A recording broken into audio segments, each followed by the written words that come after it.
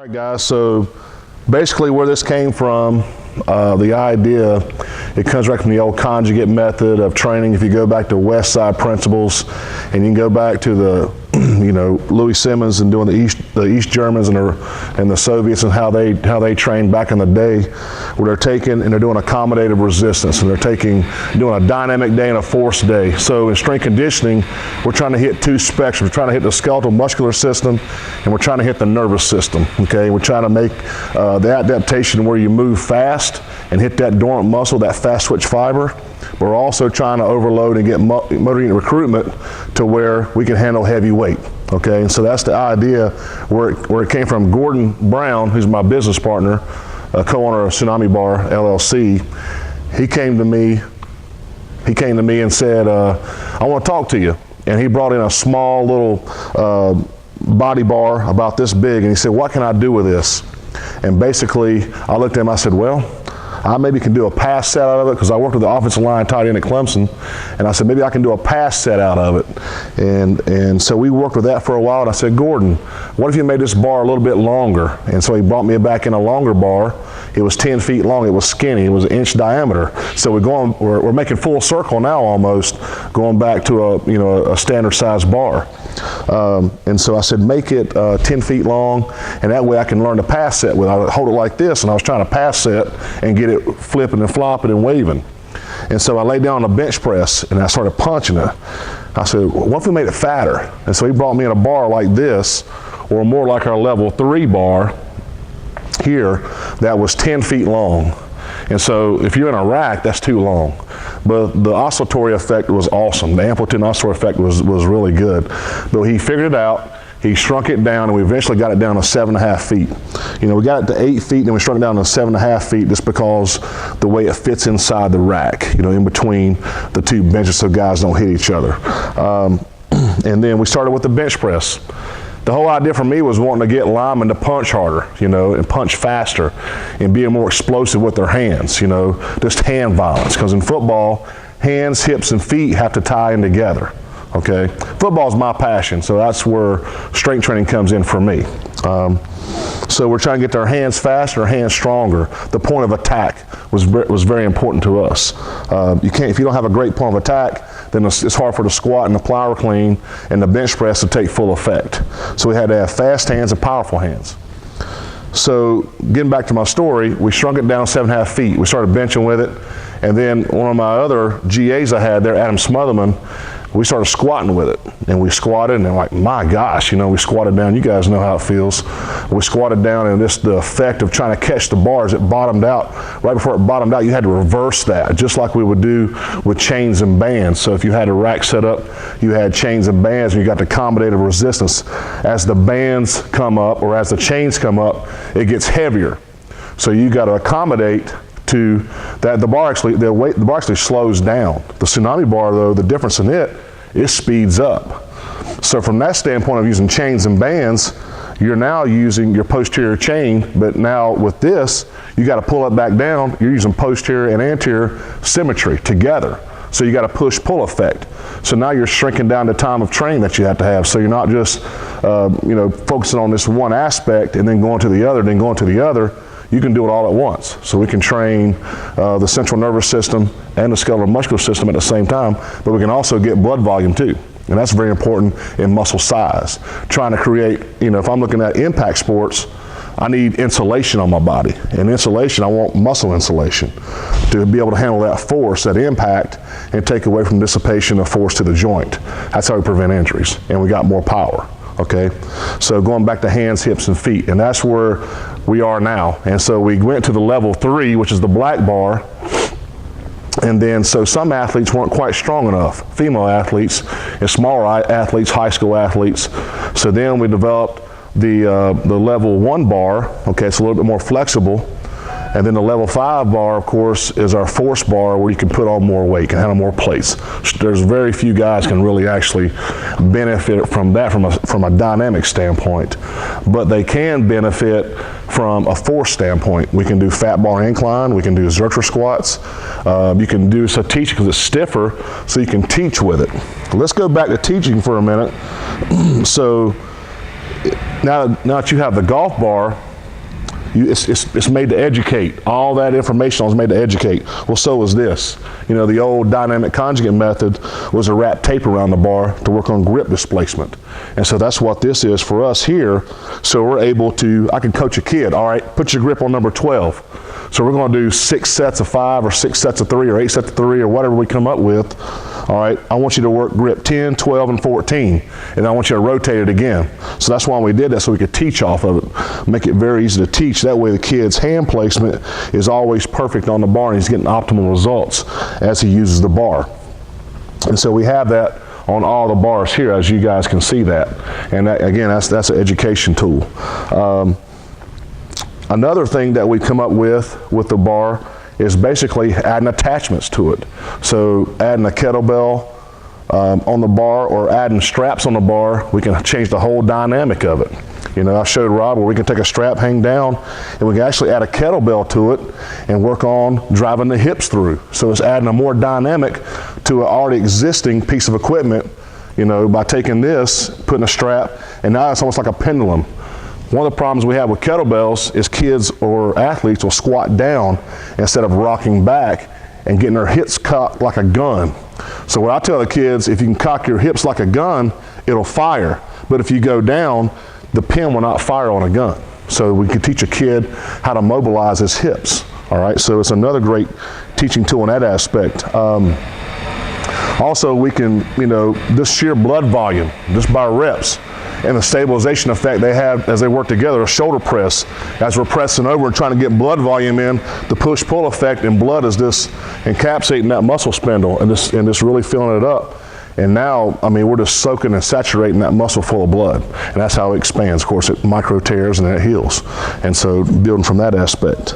If I'm going to take that skinnier grip, now I'm going to have actually more hand muscles to use to wrap around this dumbbell. It's going to take more hand strength than it is wrist extension, wrist flexor strength to be able to hold that, because now I'm not quite squeezing my hand all the way through. So it takes a little bit of pressure off. Now you have to have a certain size hand. Now it'd be tougher for a kid to be able to hold that. They could probably hold that better, but it would be the same transfer for them holding that size as it would for us, because we're adults, if that makes sense. Now it's putting it on the forearm. The only way you're going to get on the bicep is the pull onto the bicep, and so if you're keeping it straight, that's not going to happen, okay? And there's no extension or flexion in there, okay? Now, if you get more of a twist this way, it's going to work. It's going to work more extension and flexion of the forearm, but also the shoulder stability, because it's got to stabilize. And it's also got to hold a certain angle up as you walk with it. You tend to pinch your traps.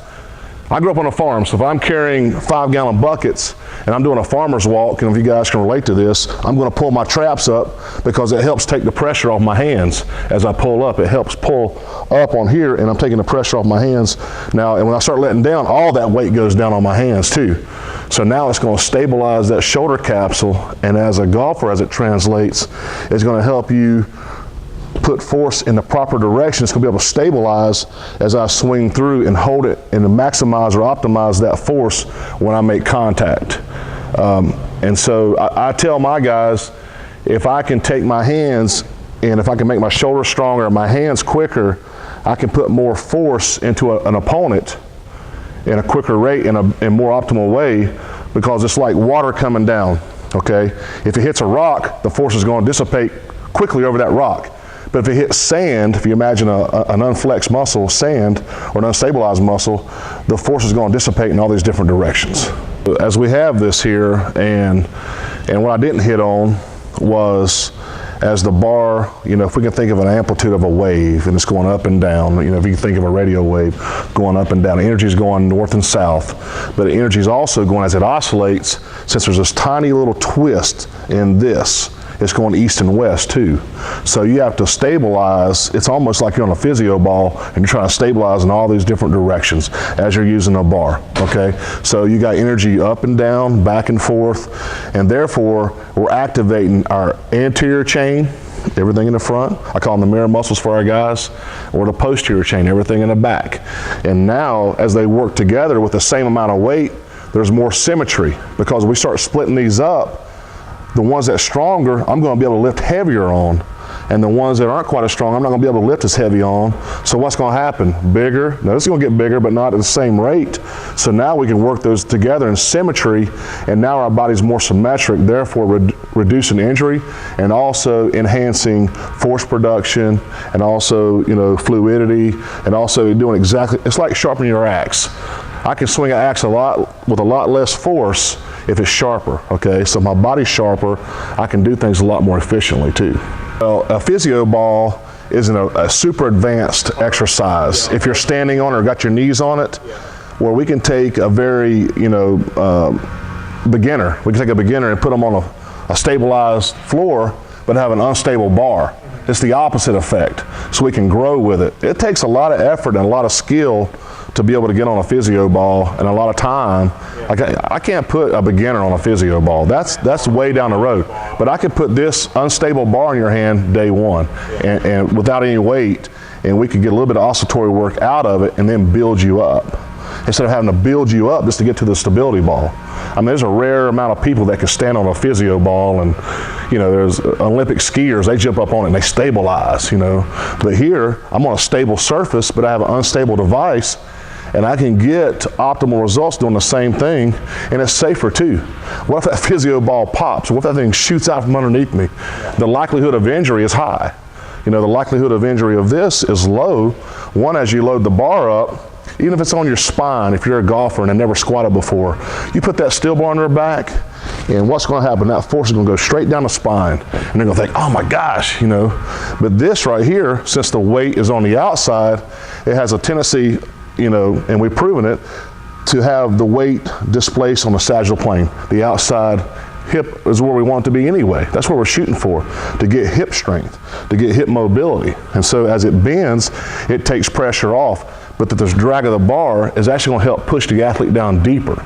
So if you had you've seen the volleyball player watching the video in there, it was actually making her, she didn't realize it, but the bar was bending. It actually forced her down deeper into the hole and made her get more flexible and made her sit down deeper as she squatted. They did a study on this at Furman University through a force template and through EMG testing, okay, little remote EMGs they put on athletes or subject matter, you know, subjects they used. You can take the bar and say we put a 45-pound plate on the bar. If the bar weighs 15 pounds, now we're looking at 105 pounds. If they can move it 2.73 feet per second, the reason they came up with that because they developed a machine, and that's fast the machine would move. Then it'll triple the amount of weight or force that's on the bar. So it's not just, say I've got 300 pounds on the bar, that 300 pounds is going to be here and here. But if I got 105 pounds, the 300 pounds is just going to be here at the optimal point, and now it's back off of you again. Now what that does is it helps you push through the point of contact or accommodative resistance. You got to fight through that. Now the bar's accelerating again. So now you got to change back direction and pull back down, and it goes back to the symmetry.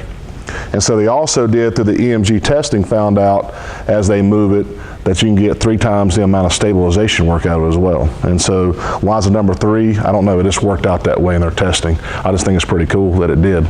You know, so I can tell my guys, hey, if you put 105 pounds on there, and some of those guys be able to move it 3.5 feet per second, or maybe 4 feet per second. So I can take athletes all the way, if I had racks all the way down through here, they could put on the same amount of weight, all right? And I can get the same amount of maximal optimal results off each kid without changing the weight, just by their ability to be able to move the bar.